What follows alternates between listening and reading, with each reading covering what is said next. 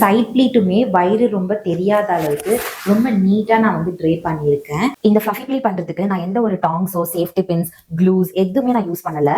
Border நல்லா பெர்ஃபெக்ட்டா வெளியில விசிபிள் ஆகிறதுக்கும் இப்ப நான் ஒரு சூப்பர் டிப் உங்களுக்கு சொல்ல போறேன். ஹிப் ப்ளீட் நீங்க எடுக்கும் போது ஃபர்ஸ்ட் பின்னே நீங்க பார்டருக்கு தான் பண்ணணும்.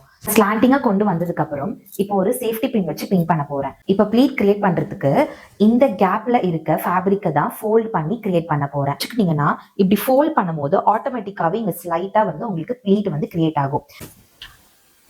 இந்த மாதிரி கொஞ்சம் கொஞ்சமா பண்ணி உங்களுக்கு ப்ளீட்ஸை நீங்க ரெடி பண்ண முடியும். சாரியோட ஹைட் பொறுத்து தான் நீங்க நிறைய ப்ளீட் அதுக்கேற்ற மாதிரி கிரியேட் பண்ண முடியும்.